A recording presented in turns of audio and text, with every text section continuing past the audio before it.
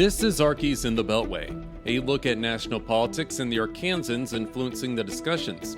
I'm Alex Thomas, Washington correspondent for the Arkansas Democrat-Gazette, reporting from the nation's capital.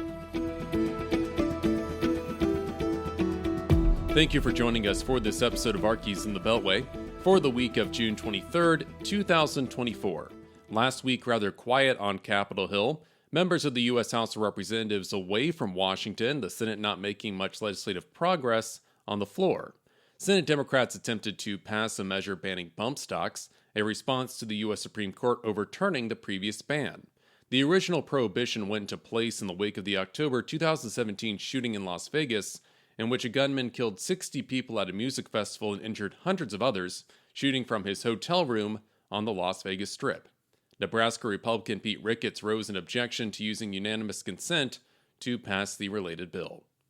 Members of Arkansas's House delegation using the break to travel for business. Representative French Hill of Little Rock participating in a trip to Nigeria focusing on counterterrorism.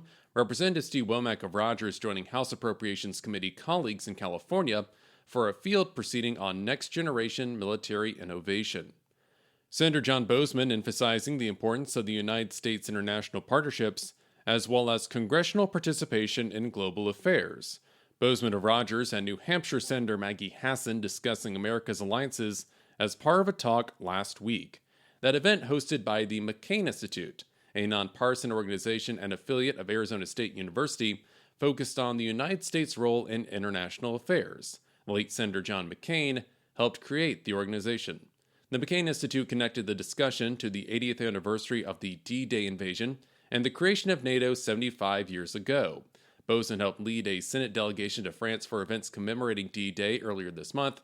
Hassan also participated in that trip. Not only did we defend our country, but we defended Europe from the Russians so that they could go ahead and prosper themselves, so they could rebuild.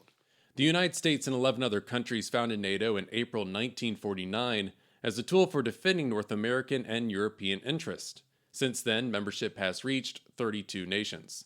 Boozman previously was part of the NATO Parliamentary Assembly, which grants opportunities to lawmakers of various nations to understand and influence NATO policies. I think NATO's been a great alliance. It hasn't been perfect, but it has been something that has stood the test of time.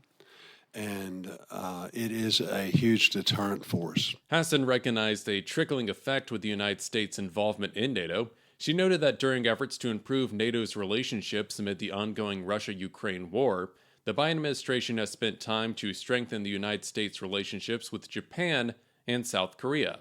Those moves in the face of an aggressive China in the Indo-Pacific. The United States has really worked to kind of broker new agreements and a new sense of trust and progress in that relationship because it is so important to our ability to have a kind of buffer against China, but also obviously really important for the people of Japan and South Korea.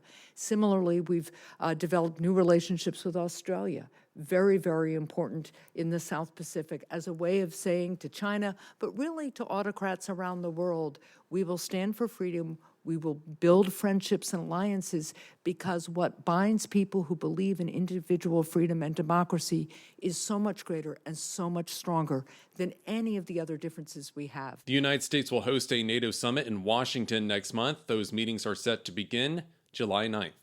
The first presidential debate is Thursday, CNN hosting President Joe Biden and former President Donald Trump in Atlanta, both candidates opting not to take part in debates organized by the Commission on Presidential Debates.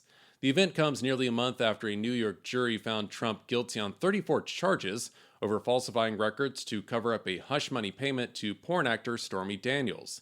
The debate is set to begin at 8 o'clock Central Thursday evening. As for Congress, the House will be back in Washington next week. Senators will be away from the nation's capital. And that'll do it for this edition of Arkies in the Beltway for the week of June 23rd, 2024. You can stay up to date with all news involving Arkansas at arkansasonline.com.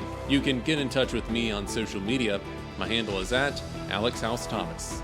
Special thanks to the team down in Little Rock. I'm Alex Thomas, and this has been Arkies in the Beltway. Thanks for listening.